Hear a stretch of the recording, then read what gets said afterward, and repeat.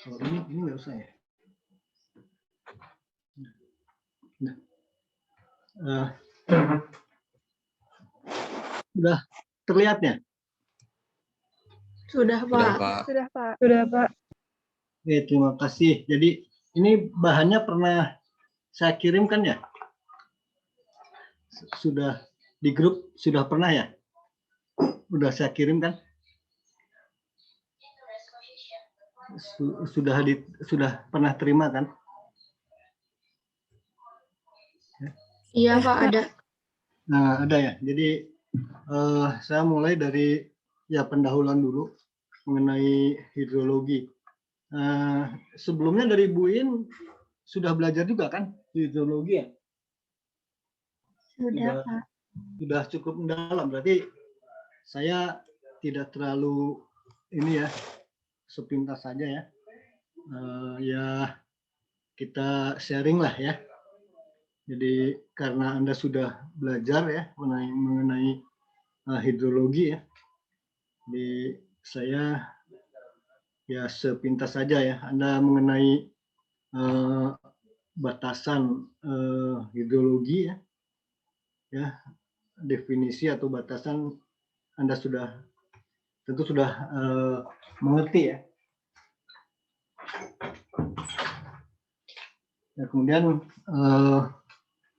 mengenai daur hidrologi juga Anda sudah belajar ya. Jadi air yang ada di bumi ini yang membentuk siklus ya atau daur ya. Dia berputar ya. Nah, jadi air yang ada di bumi ini ya yang membentuk daur ya, dia berputar. Nah, yang kita gunakan ya, yang kita manfaatkan setiap hari itu berupa air tawar ya. Dan itu jumlahnya sangat kecil ya dibandingkan dengan total air yang ada di dunia ini ya. Jadi 96,54% itu ya air asin ya. Yang lainnya ada air tawar dan air asin itu 3,46% ya. Nah, jadi air tawar itu hanya 2,53, itu pun tersebar ya, menyebar, sehingga air tanah dangkal atau air permukaan yang kita manfaatkan itu kecil ya. Ya paling hanya 0,76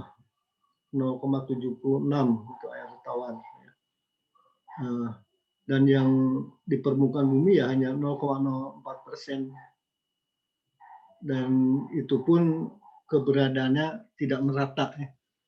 Contohnya kalau di Jawa Barat ya, Jawa Tengah semakin ke timur sana ya seperti di NTT ya tidak sama seperti di Jawa Barat ya keberadaannya.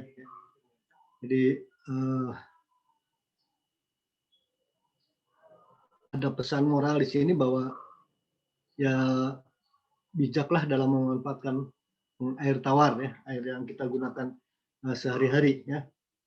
Nah, ini kalau Anda baca ya, lihat tabel-tabel ini ya. Ini berapa persentasenya ya. Air totalnya, air asin, air tawar ya. Kemudian di mana saja ya. Atau di sungai atau di rawa ya. Kemudian kalau di tanah dangkal itu jadi yang kita manfaatkan kecil ya, kecil sekali ya. Nah, air ini kan yang ada di bumi ini kan membentuk pergerakannya membentuk perputaran ya, atau daur, kita sebut daur hidrologi ya. Dan itu berlangsung terus ya, terus menerus ya. Saya akan langsung lihatkan, nah ini ininya ya, ilustrasinya ya seperti ini ya. Dan ini sudah berlangsung ya sekian lama ya, dari air permukaan menguap jadi awan, tertiup angin, ya, kemudian turun lagi jadi hujan. Nah, sebagian ke laut, sebagian ke permukaan, sebagian juga ditampung di daun-daun ya. Nah, sebagian lagi juga meresap ke tanah ya. Sebagian jadi run off ya. Dan yang ke tanah pun ada yang jadi aliran tanah dangkal ya, ada yang ke dalam lagi ya, aliran tanah dalam, dan akhirnya tersimpan jadi air antesis ya. Nah, siklus ini sudah berlangsung cukup lama sampai sekarang ya. Nah, sekarang saya mau tanya, siklus ini bisa berhenti nggak ya? Daur hidrologi ini, siklus hidrologi ini bisa berhenti atau tidak ya? Tidak, sepertinya Pak. Tidak. Saya tidak, Pak. Kenapa Saya tidak? tidak, Pak. Saya juga tidak, Pak. Kenapa tidak? Soalnya masih hujan, terus masih ada pepohonan juga, Pak. Oh, selama ada hujan, ada pepohonan, Karena bisa. ada penguapan terus-menerus dari awan. Gimana? Karena ada penguapan terus. Terus air juga berputar. Jadi ini tidak bisa berhenti ya? Terus, itu maksudnya? Iya. Ya, Pak. Itu yang menjadikan dia bergerak tuh apa sih? Yang menjadikan dia berputar, membentuk hidrologi, membentuk daur itu apa?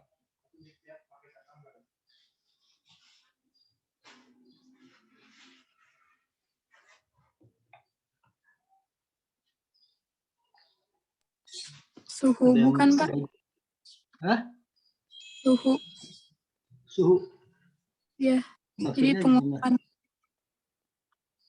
Kan panas, Ya? penguapan.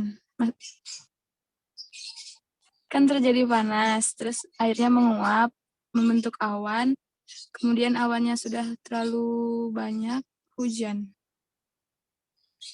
Jadi dikarenakan suhu, iya, atau perbedaan suhu, atau perbedaan suhu. Perbedaan suhu kayaknya, Pak. Jadi katanya suhu, suhu apa perbedaan suhu?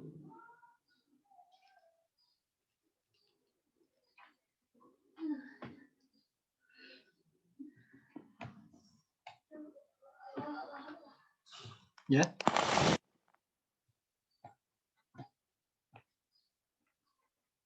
Ya, halo.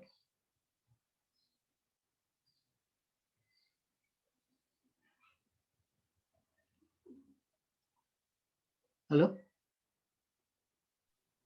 Ya, Pak, terdengar. Ya, jadi apa? Suhu itu. Ada jawaban lain? Ada jawabannya lain nggak? Yang lain? Pak, izin jawab. Silahkan. Siapa? Ya lupa. Namanya siapa tadi? Saya nggak tanya namanya. Namanya siapa? Saya Fitra, Pak. Izin jawab. Ya, silahkan. Ya, kalau menurut saya yang mempengaruhi kenapa terjadinya siklus ini tuh energi matahari, Pak. Soalnya kan Ya, si air itu kan satu berubah jawaban. dari cair menjadi gas. Itu kan karena bantuan energi matahari Ya, yang betul. terjadi proses penguapan. Karena ada panas matahari itu ya. Sekarang kalau mataharinya nggak ada, siklusnya ada nggak?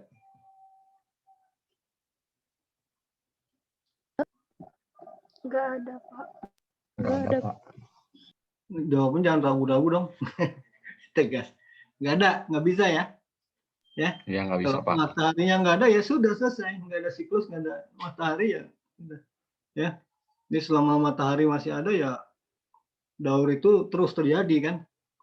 Jadi ini tidak akan berhenti ya selama mataharinya ada kan? Ya. Tapi Iya, betul. kalau misalkan siklus ini terganggu mungkin nggak? Mungkin, Pak. Mungkin, Pak. Mungkin. Contohnya apa?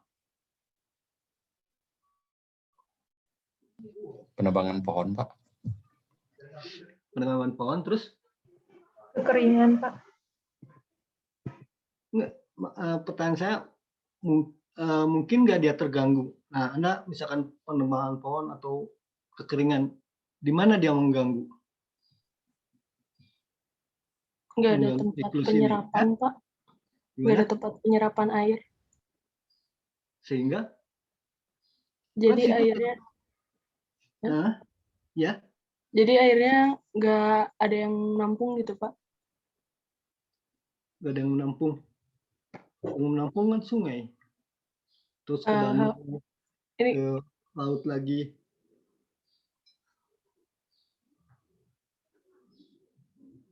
Gimana? Kalau nggak diserap ke tanah, nanti terjadi intrusi air laut, Pak. Kalau Jadi tidak, terganggu jumlah air tawarnya nanti berkurang karena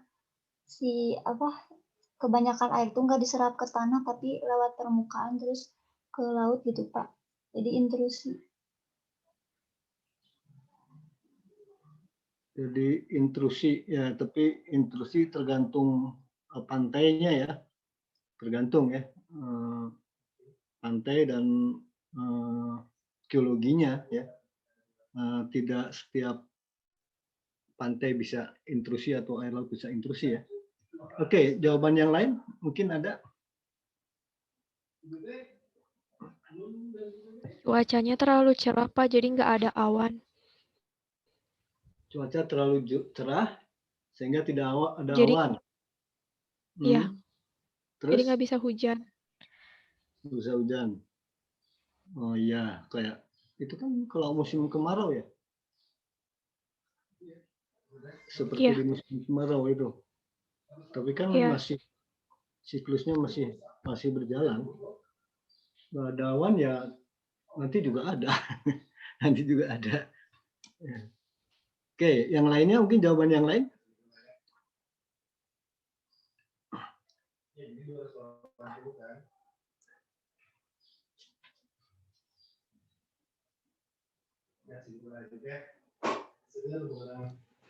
Ya, jadi kalau Anda nebang pohon, ya yang seharusnya diresapkan ya menjadi run off ya.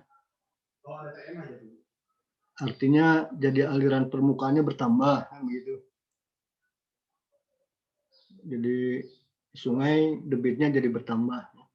Kalau idealnya kan seperti ini kan, kalau alamnya masih banyak pohon ya, banyak semak, artinya yang menguap itu 40%, 10% run off ya, 25% aliran tanah dangkal dan 25% aliran tanah dalam. Ini idealnya memang seperti ini. Tapi kan kita butuh lahan untuk bangun rumah, untuk bangun jalan, ya. Pasti kan dia akan mengganggu ya, akan mengganggu siklus ya, siklus hidrologika akan terganggu ya. Dampaknya ya di satu sisi penyerapan berkurang ya, karena tertahan oleh bangunan ya, oleh tutupan. Sisi lain run off-nya akan bertambah ya. Ngerti nggak maksud saya? Paham, Pak. Ngerti, Pak. Paham ya? Iya, Oke. Pak. Oke, kalau Anda paham ya. Nah, biasanya kan kalau run off-nya bertambah, terus debit di parit, di anak sungai, di sungai kan bertambah. Nah, itu kan jadi banjir ya. Nah, sedangkan kan kita butuh ya butuh apa lahan ya, lahan untuk membangun rumah, bangun jalan ya. Nah, kalau ini jelas kan akan mengganggu siklus ya. Siklus ini akan terganggu kan, yang seharusnya meresap ke tanah dia jadi aliran permukaan, masuk ke drainase ya, cepat masuk ke sungai ya, tidak ada yang meresap ya, sehingga air tanah ini berkurang ya, seperti itu kan. Sehingga setiap musim hujan, yang namanya hujan yang tadinya berkah menjadi musibah ya, banyak yang terendam, apalagi membangun di wilayah-wilayah yang memang untuk daerah retensi, untuk daerah resapan.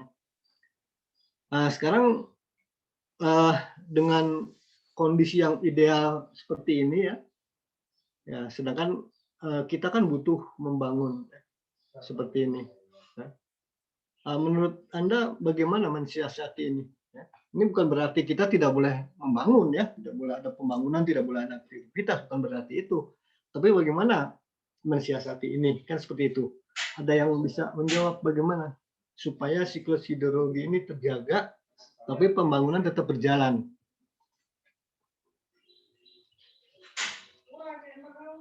Membuat sumur resapan, Pak. Membuat sumur resapan. Ada lagi? Memaksimalkan pembangunan, Pak. Jadi bangunannya tuh vertikal ke atas. Ya, jadi sudah tidak ke samping lagi ya, sudah ke atas. Baik, apalagi? Dia Wilayah, Pak. Gimana? Menata wilayah, Pak, buat wilayah pembangunan sama wilayah resapan. Ya, jadi membuat peraturan, tapi peraturan dibuat bukan untuk dilanggar ya, untuk dipatuhi ya, karena dampaknya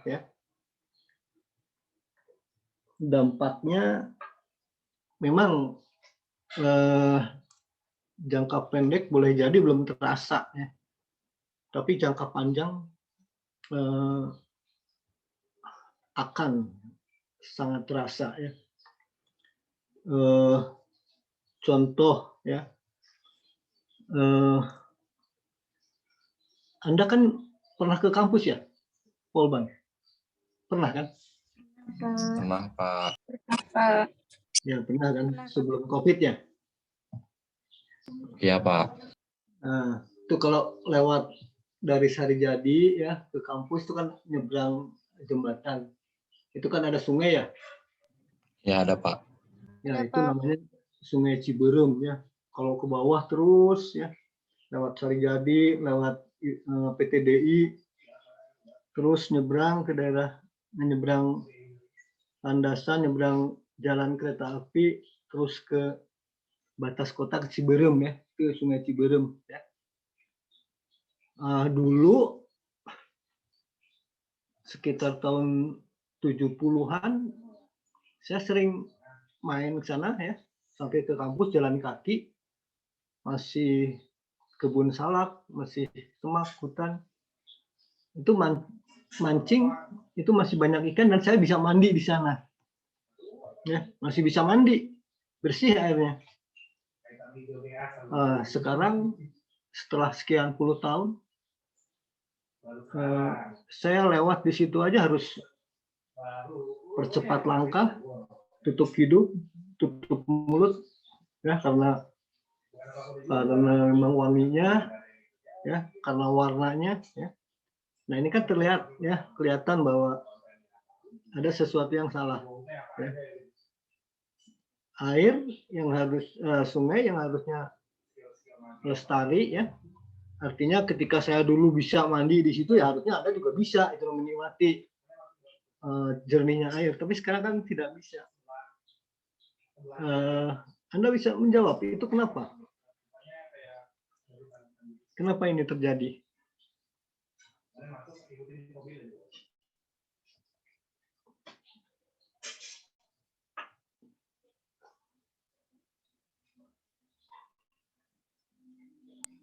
karena kebiasaan orang-orangnya Pak, terus suka mengeksploitasi air juga. Maksudnya gimana? Mengeksploitasi air itu gimana? Yang berhubungan dengan Sungai Ciberem itu ya? Iya Gimana Pak. maksudnya? Nah, gimana maksudnya mengeksploitasi itu gimana?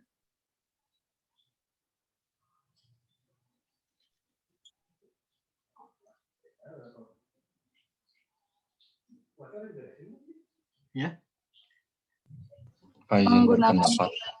ya. Pertama, menurut pendapat saya itu awalnya dari bertambahnya penduduk. Sehingga dari penduduk ini yang kayak memiliki kebiasaan gitu untuk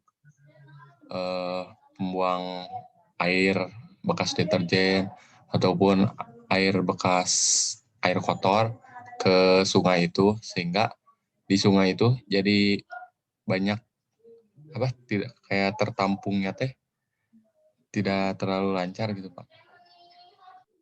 oke. Kemudian yang lainnya? Ada penyebab lainnya nggak? Yang lainnya?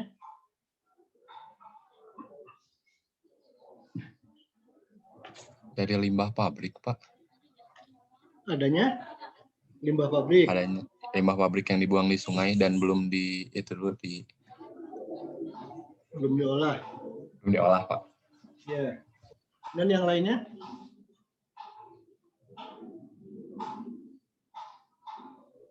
Kalau dari saya Pak, jadi kan masyarakat menggunakan air semaunya tanpa memikirkan dampaknya. Jadi pengolahan limbahnya kurang, AMDAL-nya juga kurang, terus drainase dari pemerintahnya juga belum sepenuhnya bisa mengurus drainase kota gitu Pak.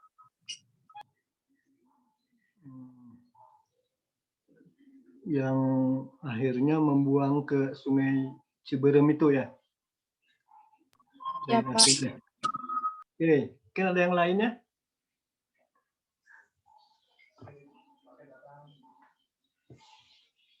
Mungkin karena di sekitar pinggir-pinggir sungainya tuh banyak bangunan Pak gitu. Bangunan kan harusnya ada jaraknya gitu Pak, jangan terlalu dekat ke sungai. Jadi segala sampah segala apapun tuh terbuangnya ke sungai gitu Pak, karena banyak ke rumah-rumah yang dekat situ. Ya, ya, tuh. Ada jawaban lainnya yang mau menambahkan?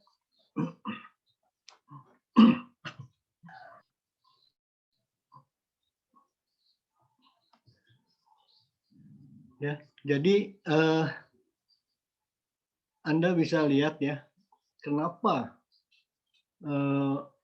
Sungai Ciberem ini saya memberi contoh yang nyata saja ya, yang saya alami dan Anda bisa alami, lihat sendiri ya kenyataannya sekarang bahwa kenapa sungai itu tidak bisa lestari ya. Yang tadinya saya di sana tuh bisa mancing, bisa mandi ya karena masih jernih ya.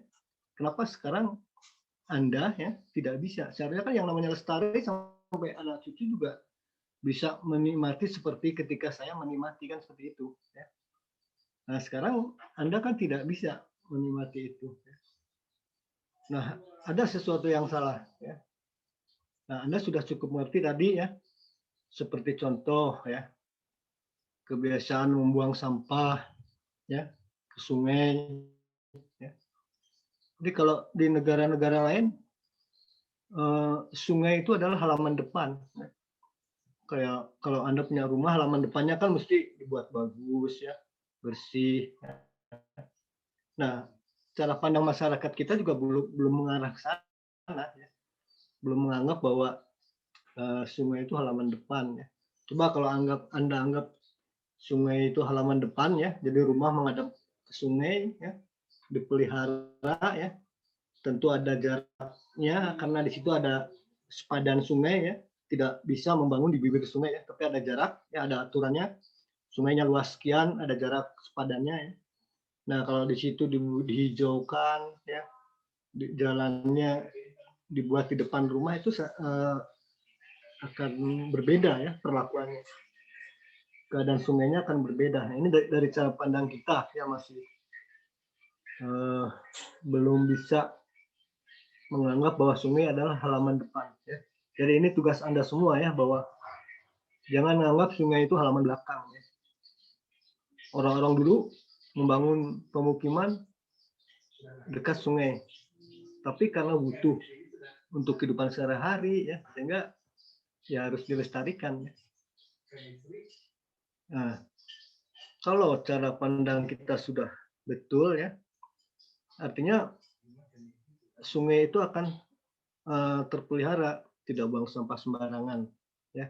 Nah, dari limbah rumah juga tidak bisa dibuang begitu saja. Kan rumah untuk buangan dari air kotor kan ada tempat pengolahannya. Ya. Nah, nanti setelah penuh, ya, bisa ada khusus ya departemen yang mengangkut atau dialirkan ke suatu kolam, diendapkan, ya. Kemudian biasanya ditanami ikan yang kalau memang dia bisa hidup berarti bisa dialirkan ke sungai. Ya. Nah, selain itu juga yang menambah volume air di situ, ya, kalau hujan tuh jadi banjir, ya, jadi musibah, ya, karena pembangunan yang kita lakukan yaitu tadi tidak diimbangi dengan membangun resapan air. Contohnya kalau Anda membangun dari lahan terbuka misalkan 100 meter persegi, Anda habiskan dibangun, ya, sehingga tertutup yang harusnya air hujan meresap sebagian. Ya. Nah, sekarang semua mengalir ke sungai, ya, sehingga air tanah berkurang. Ya. Kemudian lagi air tanahnya dimanfaatkan oleh Anda misalkan, ya. Jadi terjadi ketidakseimbangan. Pada saat kemarau kita sulit dapat air, pada saat penghujan kita kebanjiran dan air langsung dibuang. Ya. Nah, itu juga salah satu faktor, ya. Kemudian disiplin kita, ya, mematuhi peraturan, baik peraturan dalam perilaku kita membuang sampah atau peraturan dilarang membangun di bibir sungai. Jadi harus ada sepadam. Ya. Kemudian dalam membangun juga diusahakan, ya, air itu ditahan dulu, entah itu dengan sumber resapan, ya, ataupun dengan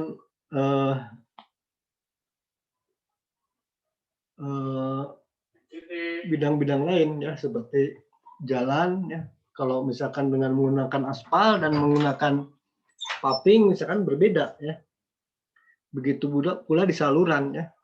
Kalau dia dibuat dulu resapan, ya, sebelum dibuang ke sungai, ya, dia akan tertahan. Jadi intinya air hujan itu ditahan selama mungkin di daratan, baru dialirkan ke sungai, ya, yang akhirnya nanti ke laut. Nah, kalau prinsip-prinsip itu, ya, sudah dimengerti, ya, mudah-mudahan hal-hal seperti Sungai Ciberem yang sekarang ini tidak terjadi, ya, sehingga alam, ya, betul lestari. Ya, bukan berarti kita tidak boleh melakukan pembangunan, ya, tapi bagaimana, ya, mensiasati agar kita membangun, ya, tapi betul-betul ramah, ya, ramah, sehingga pembangunan yang kita bangun seperti hujan yang datang sebagai rahmat. Ya. Ya, kita membangun juga sebagai rahmat, sehingga sungai juga akan ada imbal baliknya. Ya. Dia kalau airnya bersih, ya, habitat di sungainya juga terjaga, ya, ikannya, ya, itu juga ada timbal baliknya. Ya. Sebagai cadangan air, ya, sungai juga bisa, kalau lebih jauh lagi, ya, bisa dimanfaatkan sebagai transportasi air. Ya. Jadi pemahaman Anda, ya, mengenai siklus hidrologi, ya, kemudian di mana siklus itu bisa terganggu yang berdampak terhadap kehidupan Anda ya. Kalau Anda sudah mengerti di situ, mudah-mudahan kebijakan ke depan itu Anda akan mengarah ke sana gitu. Jadi membangun, tapi pembangunan yang Anda lakukan itu juga rahmat untuk semesta alam gitulah ya. Jadi jangan Anda membangun tapi jadi musibah gitu ya. Yang tadinya musim penghujan tuh rahmat, sekarang jadi musibah karena banjir ya. Pada saat kekeringan kita sulit mendapatkan air ya. Padahal kalau membuat resapan ya, itu mata air akan selalu ada sehingga kita tidak sulit ya. Sungai pun akan terisi oleh mata air itu ya. Jadi airnya pada saat kemarau tuh terisi oleh mata air dan airnya akan jernih, dan itu timbal baliknya ya dimanfaatkan oleh kita ya. Baik, di sini ada yang mau ditanyakan nggak?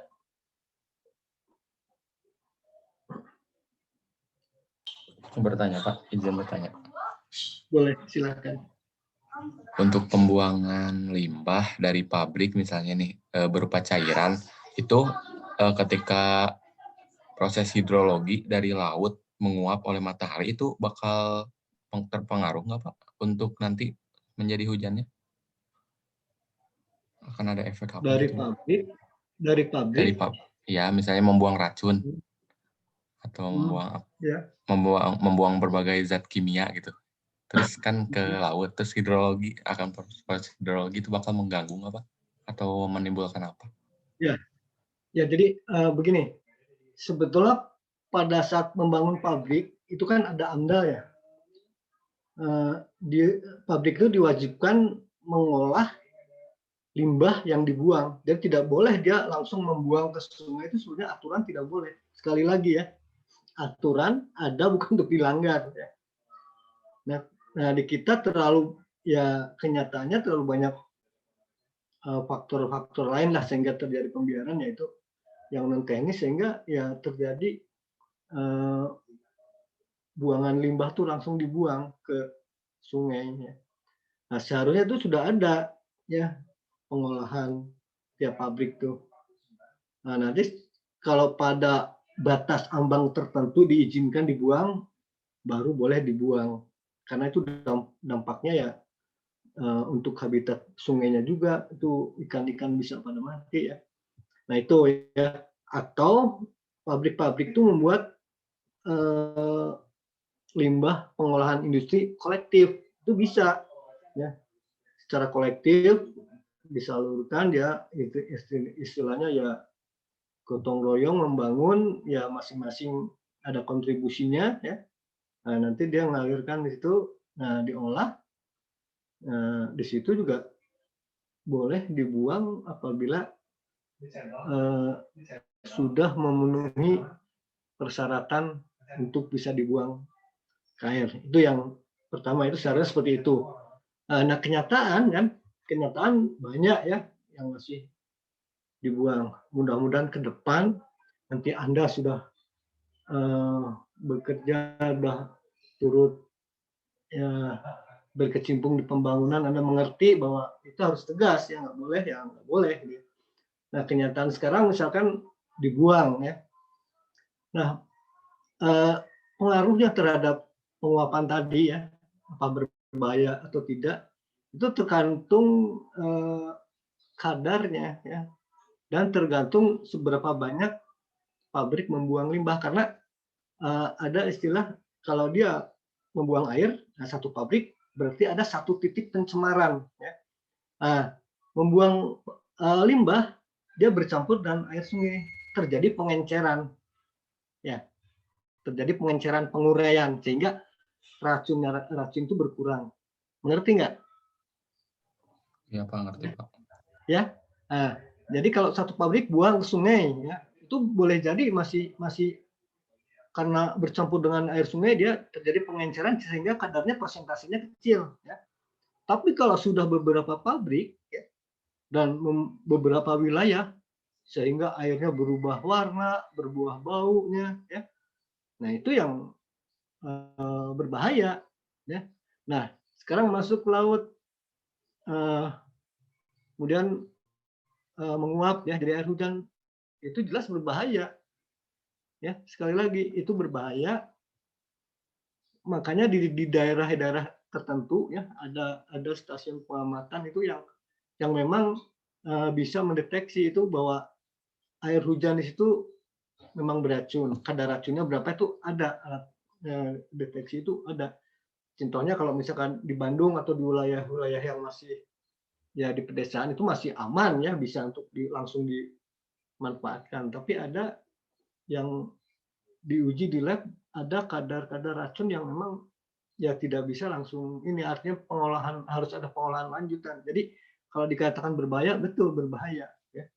Jangankan sampai laut, sebelum ke laut masih di sungai dia menguap itu lebih berbahaya lagi. Kalau masuk ke laut kan dia sudah ada pengenceran oleh air laut ya, udah bercampur sehingga kadarnya kecil. Tapi tetap zat itu ya yang menguap, yang bisa menguap itu tetap berbahaya.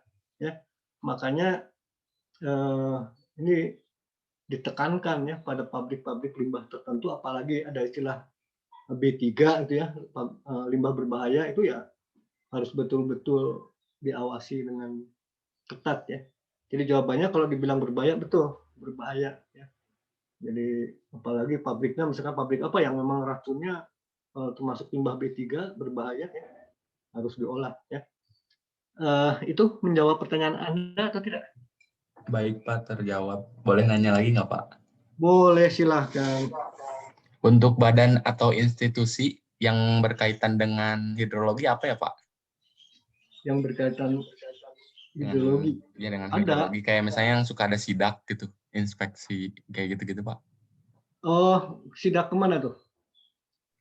Misalnya menindak yang melanggar, atau misalnya apa ya, kayak inspeksi ke pabrik-pabrik kayak tadi gitu Pak, yang melakukan. Itu pabrik-pabrik. Nah itu sebetulnya ada ya dari Pemda ya, dari Dinas Perindustrian, dari AMDAL, banyak sebetulnya ya. Ya kita tahulah ya, termasuk LSM juga kadang-kadang datang ya mau nyidak, pulang, udah pulangnya apa senyum. Anda tahu kenapa? Kasih uang Pak. Ya seperti itu contoh itu ya. Itu. Nah sekarang ada ketegasan nih. Ada proyek Citarum Harum, tahu nggak? Ya Pak, pernah dengar Pak. Ya itu sekarang ditangani oleh militer dari Cimahi. Itu tegas, mereka tutup ya tutup gitu loh, harus dibuat. Nah sekarang proses Citarum Harum udah mulai Citarum udah mulai agak-agak ini bersih loh, udah mulai dikeruk juga ya, sampah itu dideteksi, pabrik-pabrik itu diinspeksi, itu dikeras itu. Nah, kalau kita orang sipil kadang-kadang ya itu tadi peraturan yang melanggar, tapi sekarang tegas. Nah kita juga perlu mendukung itu, ada Citarum Harum ya, kita mendukung.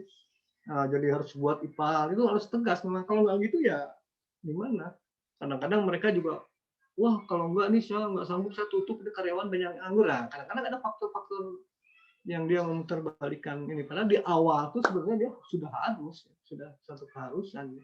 Nah sekarang ada ketegasan, ini ada program Citarum Harum. Nah, itu ada program itu udah mulai ada dampak-dampak.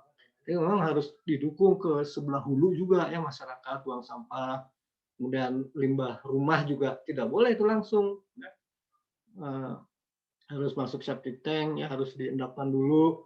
Nah, nanti pada kadar tertentu boleh dibuang. Nah itu ya. Oke, mungkin ada yang lainnya.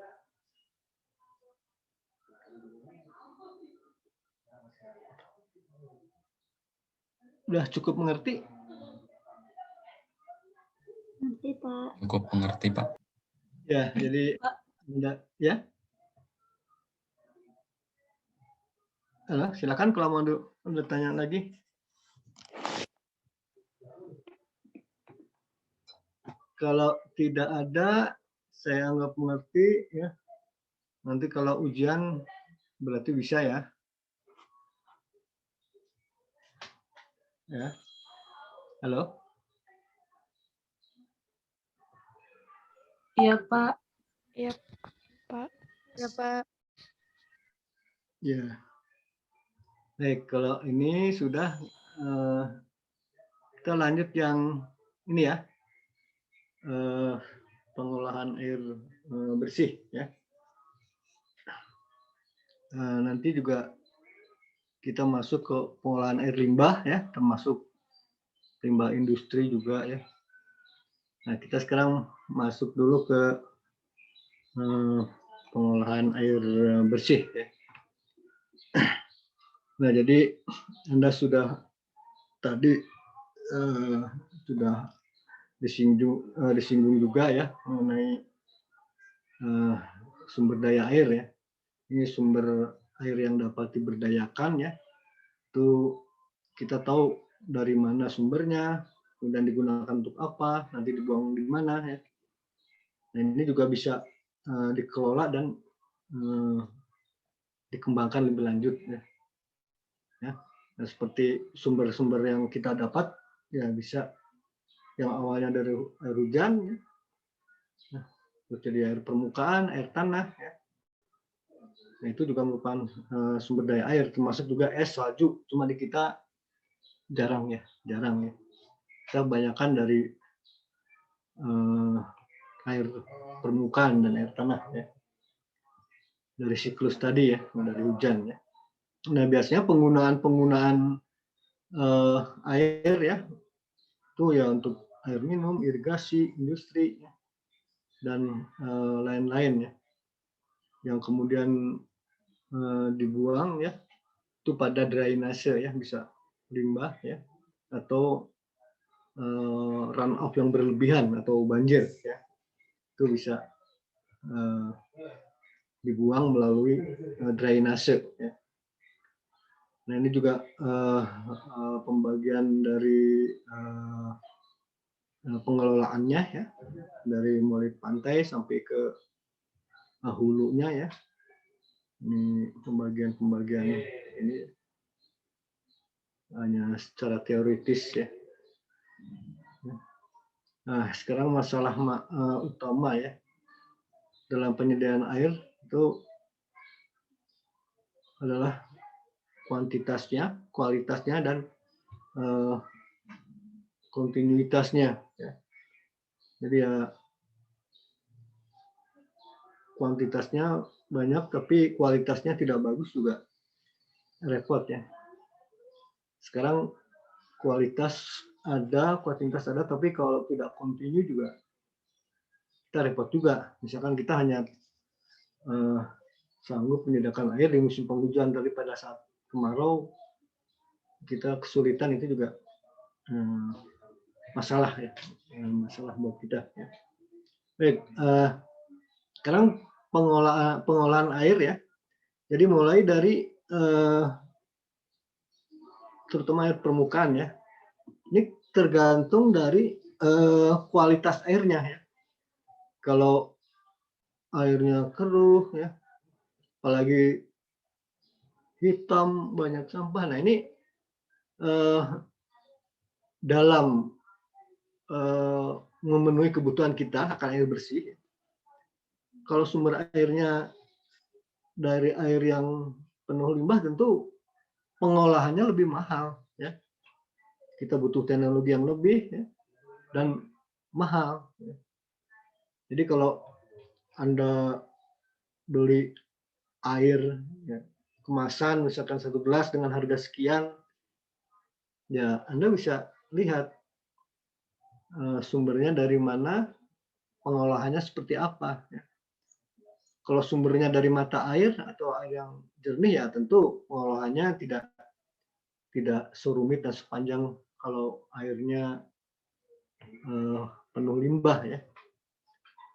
Ya banyak sekarang orang yang berusaha di bidang air kemasan ya untuk kebutuhan sehari-hari, karena memang banyak disuplai dari air ya, airnya yang relatif jernih, air pegunungan, sehingga proses pengolahannya jauh lebih murah gitu. Sehingga dia punya ya ada fee ya, ada keuntungan dalam pengusahaan itu ya. Nah, tapi kalau airnya dari air yang limbah ya, yang limbahnya juga berat gitu ya, tentu teknologinya mahal ya. Maka harganya pun mahal ya. Nah, ini memang kalau di kita di daerah, di wilayah kita berbeda-beda ya. Ada yang mudah mendapat air bersih, ada yang susah.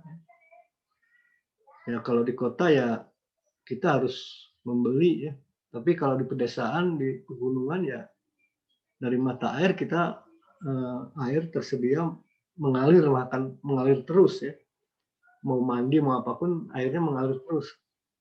Di perkotaan sudah sulit ya. Nah, itu di kita sehingga ya tentu ada biaya yang harus dikeluarkan untuk mendapatkan itu ya. Beda kalau di pedesaan kita tinggal bikin pipa saluran ya dari bambu, bahkan kita sudah banyak mendapatkan air yang bersih ya. Nah, berbeda dengan di kota, bahkan di negara ya, satu negara misalkan contoh Singapura tuh kalau tidak disuplai dari Malaysia, tutup aja seminggu itu saya yakin kosong tuh. Kalau nggak ada air ya mereka gimana ya? Pada kabur penduduknya. Bahkan sekarang mulai dari air limbah ya, dikumpulkan, diolah, ya diminum lagi. Ya. Karena bayangkan sebegitu rumitnya, sebegitu sulitnya untuk mendapatkan air bersih, untuk harus diolah dari air buangan kita sendiri, diolah, kita minum lagi. Kita alhamdulillah masih banyak ya. Makanya ya kalau sebisa mungkin dilestarikan hal seperti itu ya. Karena semakin berat ya pencemarannya semakin mahal ya ini ya. Nah biasanya di kita sumber air yang kita gunakan ya air permukaan misalkan ya dari sungai, danau atau air laut. Ya. Kuantitas memang melimpah. Kualitas ya sekarang ini memang lihat sungai, lihat laut yang sudah mulai kualitasnya mulai ini ya buruk ya. Nah kalau air hujan ya sama kuantitas di musim hujan banyak ya. Nah, musim kemarau ya nggak ada. Kualitasnya juga ya itu tadi ya tergantung kondisi setempat ya. Kalau tadi banyak pabrik buang ke sungai ya kualitas hujannya banyak tercemar ya dari situ ya. Berbeda kalau di wilayah pegunungan ya yang masih asri ya ininya kualitasnya masih bagus ya. Nah, kemudian selain itu juga bisa dapat dari air tanah bebas ya ataupun air tanah tertekan, artinya air tanah dangkal dan air tanah dalam. Hanya saja yaitu tadi kuantitasnya udah mulai berkurang karena kita membangun kurang mengisi ya, mengambil kurang mengisi ya. Resapan pengisian kembali kurang sehingga berkurang ya. Nah, tinggal sedikit. Nah, memang kualitasnya bagus apalagi kalau air tanah dalam ya atau kalau umumnya itu disebut air artesis ya. Itu ya kualitasnya masih bagus ya. Nah, kemudian ini ada hal-hal yang perlu diperhatikan ya. Ya pesan moral tadi ya, perilaku hemat air ya. Nah, kemudian meningkatkan kuantitas air tanah ya, baik dengan ya biopori, sumber resapan atau situ atau kolam retensi ya.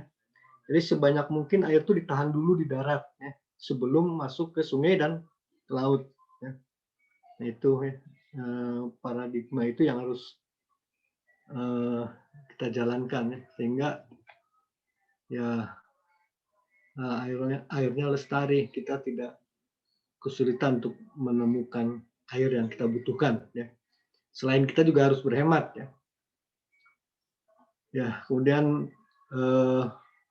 dalam pengelolaan ya ada upaya mulai dari perencanaan ya. Setelah direncanakan tentu dilaksanakan, kemudian dipantau dan dievaluasi. Nah, tidak sebatas evaluasi, nanti setelah evaluasi apa yang terjadi ada eksekusi ditindaklanjuti ya.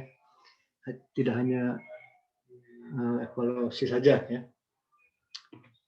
Dan mengenai konservasi ya, pemudaya gunaan ya, termasuk pengendalian daya rusak ya, karena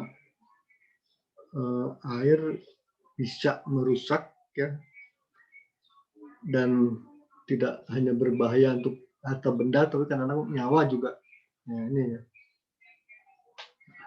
Kemudian hukum-hukum yang mendasari pengelolaan air ya, ada di Undang-Undang Dasar 45 juga tercantum ya, bumi, air, dan tanah itu ya dikelola negara ya, dan dimanfaatkan sebesar-besarnya untuk kemakmuran masyarakat ya.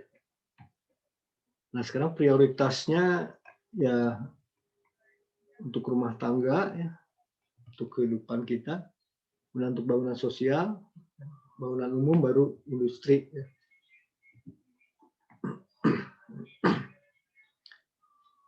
Nah ini penggunaannya ya untuk air minum, irigasi, industri ya, untuk energi juga ya, transportasi, rekreasi juga ya. Nah, ini penggunaan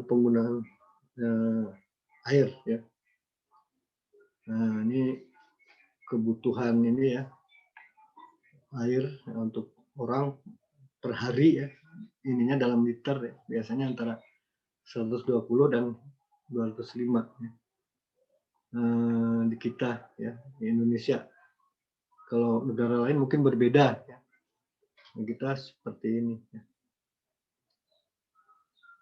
Ada yang mau ditanyakan nggak sampai di sini? Kalau ada yang mau ditanyakan, silahkan.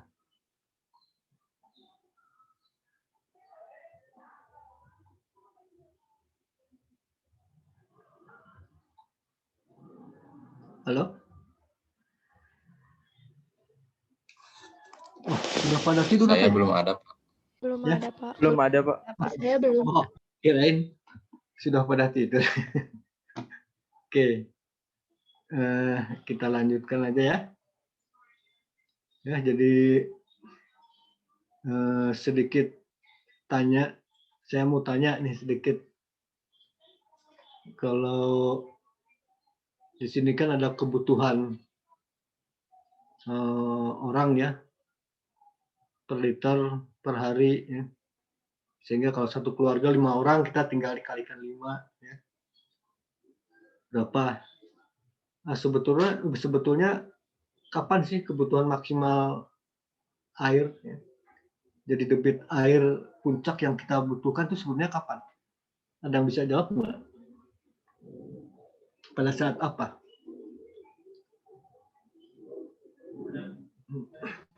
Kalau waktu di pagi hari, Pak. Ya, betul. Kenapa pagi hari? Soalnya aktivitasnya misal ada yang berangkat kerja, sekolah, kayak gitu, Pak. Jadi berbarengan semuanya. Semua butuh air ya, Iya. butuh mandi, sehingga kebutuhan puncaknya tinggi. Kalau di perkantoran? Siang hari, Pak. Siang. Kenapa siang? Karena kegiatan di Istirahat. kantor itu ada waktu istirahat. Kegiatannya siang hari. Kegiatan kantor kan dari pagi sampai sore gitu ya. Kenapa kebutuhan puncaknya pada saat siang? Karena biasanya orang ke air atau kebutuhan airnya pas lagi istirahat, Pak. Nah, baik untuk makan, untuk minum ya pada saat istirahat. Ya, jadi ya betul ya. Dan Anda sudah cukup mengerti ya. Pagi kalau di rumah hunian ya betul pagi puncaknya kebutuhan ya. Tapi kalau di kantoran berbeda. Nah, Anda bisa membedakan ya. puncak kebutuhan per hari di kantor dan di hunian di rumah itu akan berbeda. Ya sama aja kalau di jalan puncak macetnya kapan sih? Ya pas orang berangkat kerja sama pulang kerja kan itu. Kalau siang relatif lenggang kan gitu. Terbalik ya sama kebutuhan air di perkantoran ya. Nah, siang butuh orang banyak istirahat, minum, makan. Kan. Kalau dari pagi sampai siang ya dikerja, ya, sore juga. Ya, oke. Anda sudah mengerti ya. Ya, sekarang pengolahan air baku ya, untuk air minum ya. Sumber air permukaan itu ada 3 macam ya. Itu sistem saringan lambat ya. Jadi melalui media pasir halus ya, disaring ya. Ya. Nah ini persyaratannya tentu ya bukan air laut, rawa atau payau ya. Nah, tidak mengalami pengotoran berat ya dan bebas dari buangan industri, artinya sumber airnya yang relatif jernih ya, bersih ya, sehingga pengolahannya ringan ya, hanya butuh pasir lambat ya, pasir dia dilalukan ya, tersaring. Nah, kalau sudah bersih ya bisa dimanfaatkan ya. Nah ini ininya ya, mulai dari sungai, kemudian ada bak sadap ya, kemudian bak sedimentasi ya, diendapkan dulu, ada reservoir ya, baru didistribusikan ya, nanti. Nah kemudian sistem konvensional ya, itu mulai dari sungai itu ada bak sadap ya, kemudian ada pengatur debitnya ya, dan baru ada prasedimentasi ya, kemudian ada penyekat ya, setelah itu ada dibubuhi zat koagulasi, koagulan ininya, zat itunya untuk menjernihkan air ya, untuk mengendapkan bakteri-bakteri ya. Kemudian ada kolam pencampurnya ya, dan nanti ada flokulasi, kemudian ada bak sedimentasi kembali ya, dan baru masuk ke bak saringan pasir cepat ya. Nah, nanti dari situ dibubuhkan zat desinfektan ya. Juga ditambah zat untuk normalisasi ya, baru naik ke reservoir dan didistribusikan ya. Nah ini kalau yang lebih modern ya, ini yang lebih ini lagi ya, lebih panjang lagi ya. Ya. Ininya ada koagulasi, ada pembuangan kapur ya. Nah ini lebih ini lagi ya, lebih ini. Tapi ya sekali lagi kalau sumber airnya tercemar ya kita butuh proses yang panjang ya.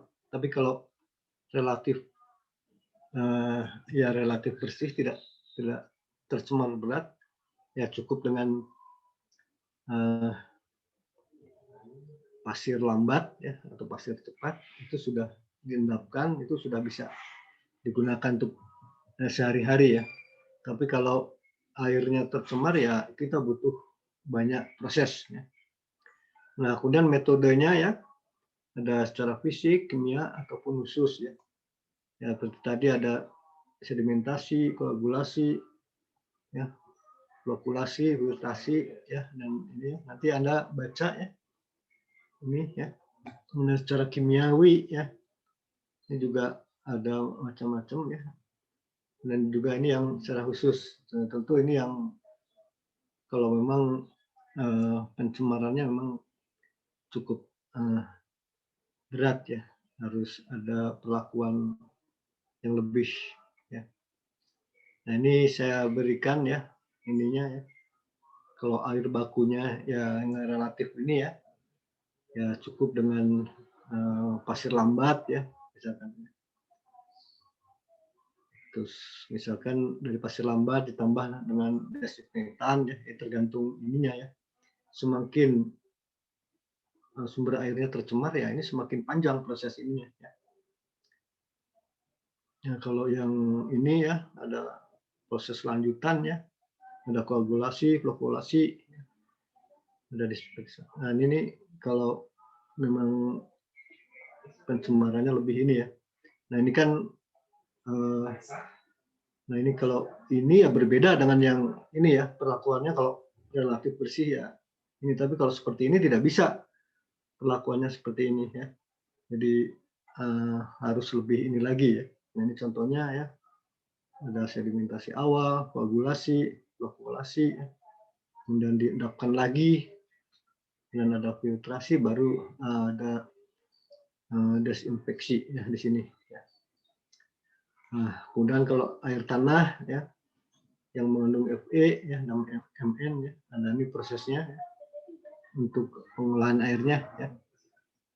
Nah, nanti tinggal baca di sini prasedimentasi itu apa ya, koagulasi itu apa sudah saya ini kan ya, tinggal baca ya. Ini proses-proses untuk pengolahan air bersih ya. Nah, ada filtrasi ya. Ini Anda tinggal baca ya, tinggal ini ya. Nah, ini sudah saya berikan ininya ya. Contoh-contoh gambar pengolahan air.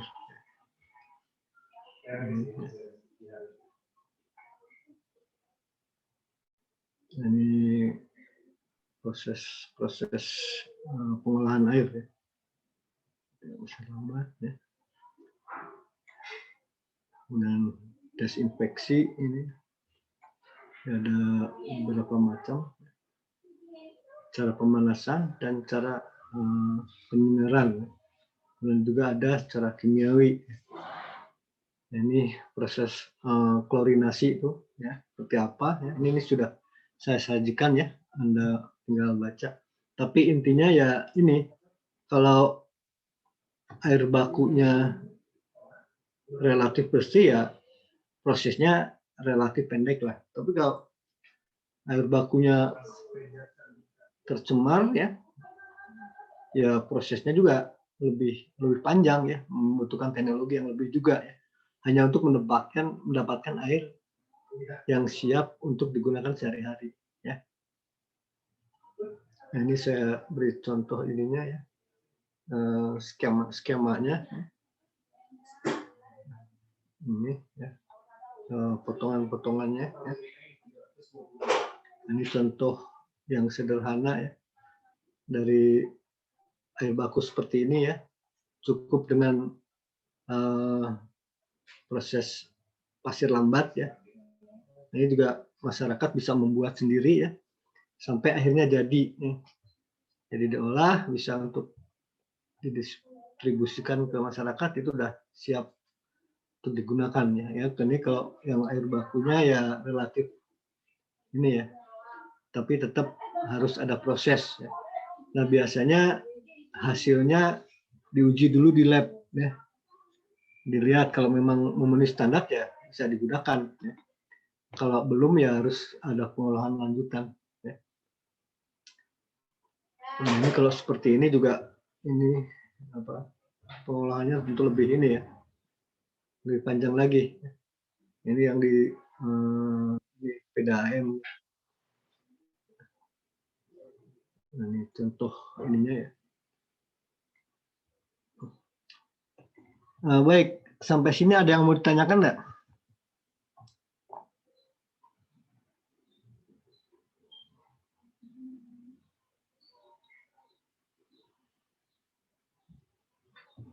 Ya, halo? Belum ada, Pak. Oke, belum ada. Baik, kalau gitu kuliah kita akhiri ya, kita lanjutkan minggu depan ya dengan topik yang lain ya. Baik, Pak. Ya, terima kasih. Baik, Pak. Assalamualaikum warahmatullahi wabarakatuh. Waalaikumsalam. Waalaikumsalam warahmatullahi warahmatullahi wabarakatuh. Terima kasih, wabarakatuh. Terima Pak. kasih, Pak. Sama-sama. Terima kasih, Pak. Terima kasih, Pak. Terima kasih, Pak.